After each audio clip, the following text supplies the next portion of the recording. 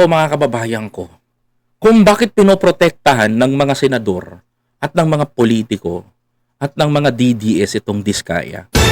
Hindi nyo ba napapansin mga kababayan? Hindi po binabanatan ng mga Duterte ang mga Diskaya. Nakita ninyo? Even Banat Bay, one of the most kupal vlogger ng mga DDS, mga kababayan ko, hindi ho binabanatan itong mga Diskaya. Diba? Hindi ho niya kine-question na magbalik ng pera.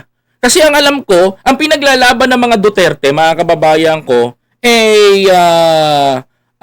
peace, accountability, transparency, and accountability. Tama ba ako? Mga kababayan? Tama rin ba ako? Mga kapatid, correct me if I'm wrong. Yung po ang pinaglalaban nila, mga kababayan ko, pakinggan nyo po ito mabuti. Mga kababayan, eto. Kung totoo man itong nalaman ko, mga kababayan, ay kilabutan na po tayo. Kung totoo man itong narinig kong kwento o sinabi sa aking kwento, mga kababayan ko, na tila ba ang mga Diskaya ang may hawak ng pagkapanalo ng 2028 election, yan ho kayo magugulat, mga kababayan. Alam nyo ho ba, meron hong taong nagkwento sa akin, I don't want to mention the name of this person kasi medyo political person, talagang highest, no? Nakakwentuhan natin. Kung totoo man itong nalaman ko, medyo kikilabutan talaga tayo. Alam nyo ho, ako ba, tanong ko lang, totoo ba na itong mga Diskaya ay pinagkasundo ang kanilang sarili sa mga Duterte? Totoo ba na ang mga Diskaya ang may hawak ng pagkapanalo ng isang politiko sa 2028? Mga kababayan, totoo ba? Nung pinag-isa-isa ko lahat yung sinabi at kwento sa akin, mga kababayan ko, nagulat ho ako. Oo, napagtanak ko, nagtataka rin. Nagulat ho ako. Samantalang naalala nyo ho, na yung Saint Gerald, na pag-aari ho ng mga Diskaya, at ang Miro, na nanalo ho sa bidding, mga kababayan ko, ng nakaraang eleksyon, ay meron hong joint venture, kung tawagin, na ang mga Diskaya ang kanilang naging kapartnership sa Pilipinas. Nakakatakot ho ito. Bakit? Mga kababayan ko, kung totoo man ang bali-balita na allegedly, di umano, na ang Miro ay, mga kababayan ko, ay kayang dayain ng eleksyon, nakakatakot po yan, mga kababayan. Sapagkat nagtaka ho ako, paano ho nakakuha, mga kababayan ko, ng number 1 spot itong si Senator Go. At tila ho ba nag number 6 ito hong si Tulfo. At number 2 ho dati, mga kababayan ko, etong si Ben Tulfo. Kung mapapansin ho natin, mga kababayan ko, tila ho ba lahat ho ng mga DDS ay dumikit ho doon? Oho, tama ho kayo ng inyong naririnig. Magtataka ho kayo.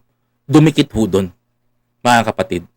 Lahat ho ng mga DDS senators na tila ba ay natatakot ho, mga kababayan ko, na maligwak si Sara Duterte sa impeachment, ay tila ho'y pinanalo ng mga kaalyado. Nagtataka rin ho ba kayo? Ako rin ho, nagtataka ako, tapapaisip. Sapagkat, mga kababayan, kung titignan ho natin, mga kapatid, nanalo ho yung mga senador ng mga DDS. Samantalang nagtataka ho kayo, saan ho kumuha ng boto itong si Lago, si Bato, at mga kaalyado niya, sila Marcoleta. Mga kababayan, samantalang wala naman sila makukuhang boto sa Pink. Dahil ayaw sa kanila. Samantalang, mga kababayan ko, wala rin ho makukuhang boto sa Makabayan Black. Dahil ayaw din ho sila. Lalong-lalo naman ho sa ating mga taga-pula. Wala hong makukuhang boto sa atin. Ngayon, saan ho kumuha ng boto yan? Doon ho kayo magtaka. Mga kababayan ko. Sa tingin nyo ho ba iboboto si Sara Duterte ng mga Pink? Hindi, galit sa kanila yan. Iboboto rin ba si Sara Duterte ng mga dilaw? Natural, hindi, galit sa kanila yan.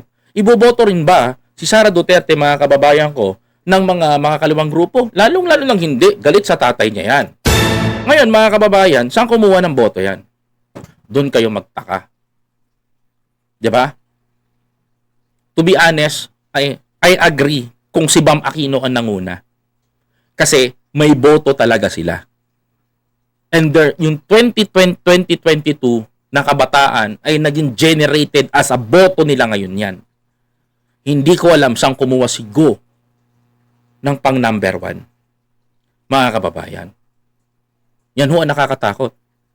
Nung ibinalita ho sa bayan, mga kababayan ko, na ang mga diskaya ang may hawak ng Miro, kinilabutan ho ako.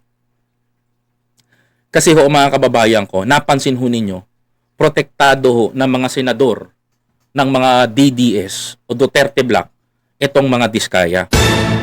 Hindi ho kaya di umano ay hawak nila ang pagkakapanalo, ang pagpapanalo ng isang presidente sa 2028. Kaya ho ba hindi ho mabanatan direkta ni Senator Amy, ni Senator Bongo, ni Senator Bato, ni si Marcoleta lang ang nagtatanggol? Kaya ho ba hindi nyo mabanatan? Ayun ho, nakakapagtaka doon. Bakit, mga kababayan? Yan ho, ang pinaka nakakapagtaka. Hindi ho rin po kayo, hindi rin ho ba kayo nagtataka doon? Hindi nyo binabanatan. Tanging si Presidente Bongbong Marcos ang kumikilos upang at ang mga senador na naniniwala sa tama ang gumugulpi dito. Bakit hindi mo maipagtanggol? Ba't todo tanggol si Senator Marcoleta? Yun ang pinagtataka ko. Ma'am Emmy, Joaquin, tama po ba? Mga kapatid, hindi ho binabanatan ng mga diskaya ng mga ni Ka Eric. Di ba? Si Ka Eric sigaw na sigaw, si BBM korap. Ito literal na korap, ayaw sumigaw ni Ka Eric. Yung mga buraoteros, mga DDS vlogger na nagpapapirma, ba't hindi nyo banatan ang diskaya? Akala ko ba ayaw nyo sa korap? Binabanatan nyo si Presidente, pero eto, literal na korap. Imbis na tuligsain natin, imbis na ipaglaban natin ang karapatan natin bilang Pilipino, ay hindi, bine-baby pa ng isang senador. Hele pa, dito ka lang, Kerly, huwag ka mag-alala, huwag ka mag-alala, hindi ka makukulong, akong bahala sa iyo, asawa mo na lang. Basta ipanalo mo si Sara Duterte sa 2028, ganon? Ako'y kinakabahan. Mga kababayan, sapagkat natatakot ho ako na itong parating na 2028 ay magkaroon ng kadayaan. Mga kapatid. Dahil kung sa mga diskaya man, ang Miro, this will be a revenge. Mga kababayan ko. To our President. At sino mang itataas ni Presidente. This will be a revenge. Mga kababayan ko. Mga kapatid. Nakakatakot. I'm calling the attention to our President Bongbong Marcos. Mr. President, mukhang kailangan po natin baguhin itong Miro. Isulong nyo po yung hybrid. Isulong nyo po yung hybrid and automated election. Isulong nyo po sapagkat nakakatakot ho itong mga nalalaman natin. Dahil from the beginning po nang papasok ang Miro, excuse me, from the beginning papasok pa po ang Miro, mga kababayan ko, there is anomaly sa kanilang pagiging partnership. Kung wala pa po nag-booking nito na isang mayor, wala pa pong malalaman ng taong bayan. Nakakatakot ho. Ito, mga kababayan ko. Kasi tila po ba kung mapapansin ho ninyo, kampante ho si Sara Duterte kahit di siya magtrabaho. Tiyak na mananalo. Yan ho ang kinakabahan ko. Kaya po, mga kababayan ko, ako ho'y nagtatanong.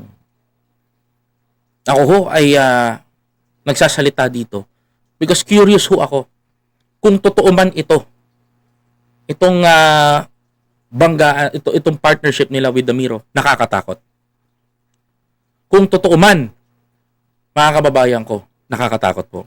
Kaya I suggest to our President Bongbong Marcos, Mr. President, alam kong maliit ang boses ko dito sa social media, pero gusto ko po sana ma-erase natin na baguhin ho ang kalakaran ng pagboto. Gawin ho nating hybrid ang pagboto ng taong bayan. Gawin ho nating hybrid, Mr. President. Hybrid at automated, mga kababayan ko, upang maiwasan po natin ang parating na dayaan. Nakakatakot ho. Mahirap pong isugal, mga kababayan ko. Kaya ako po'y naniniwala kung sakaling manalo si Sara Duterte sa 2028, luto ang naging laban, mga kababayan ko. Mahirap mag-ingay kung isang boses lang tayo. Mahirap magsalita kung isa lang tayo dito. Pero naniniwala ho ako na nakakaabot ho ako sa mga milyong-milyong Pilipino na pakikinggan ho ang sinasabi ko. Delikado ang Pilipinas. Delikado ang mamamayan. Nakakatakot.